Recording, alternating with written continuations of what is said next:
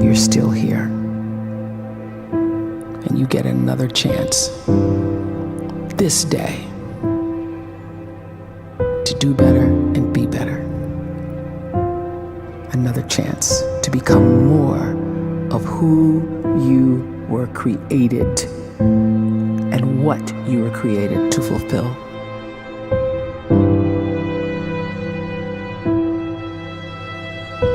Everyone in the world is capable of living outside the role or beyond the roles that they place themselves in, no matter what it is.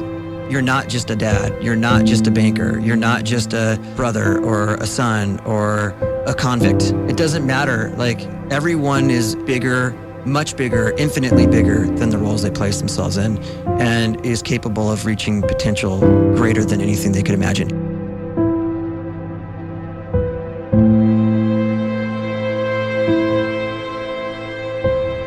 You can live the life you desire. It's right there in front of you.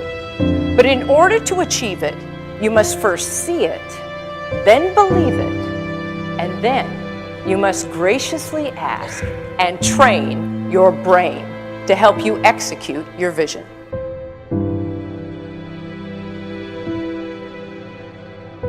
So when you start to focus and you delete distraction from your life, and you start to get seriously invested in doing one thing staggeringly well, and you practice that one thing over and over, a term to think about is mundanity.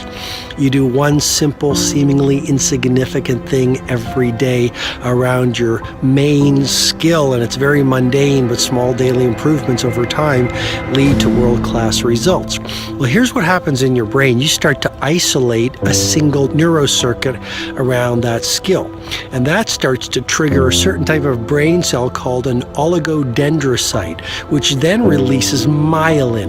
Myelin is a fatty tissue that starts to wrap around that single neurocircuit related to that main skill you've been practicing.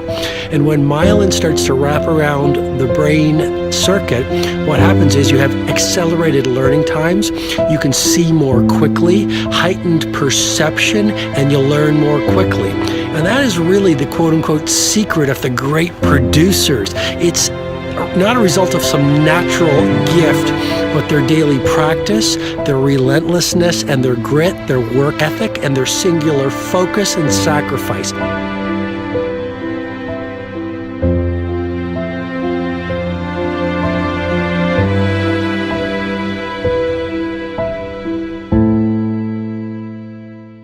A great life is built not by revolution.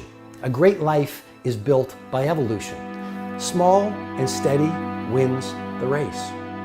What you do every day is far more important than what you do once every decade. I want you to really think about that idea. What you do every day is simply your life in miniature. And as you live every single day, so you're crafting your life. What you do over the next hours is really building your future. And if you can just get every single pocket of 24 hours right as best as we humanly can, the rest of our life is going to take care of itself. So small wins matter.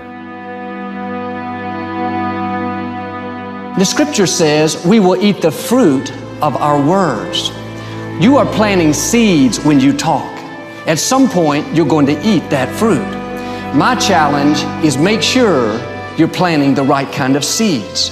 If you want apples, you have to sow apple seeds. If you want oranges, you can't plant cactus seeds, poison ivy seeds, mushroom seeds. You're going to reap fruit from the exact seeds that you've been sowing. In other words, you can't talk negative and expect to live a positive life. You can't talk defeat and expect to have victory.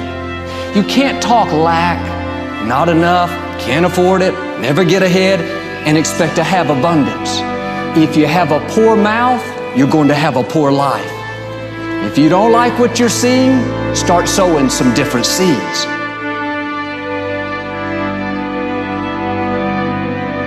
We may not realize it, but we're always feeding ourselves.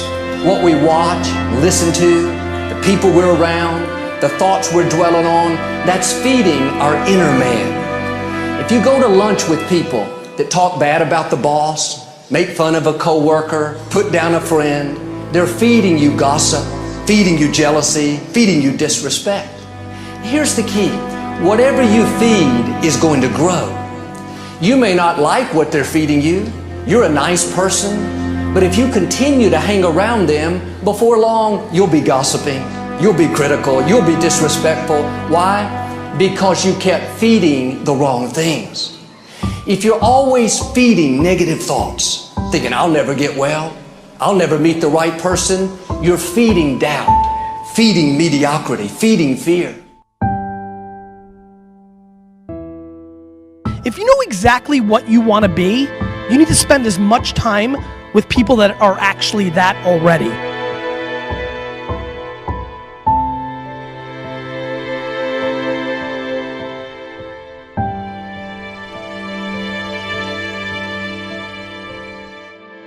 You cannot let a fear of failure, or a fear of comparison, or a fear of judgment stop you from doing what's going to make you great.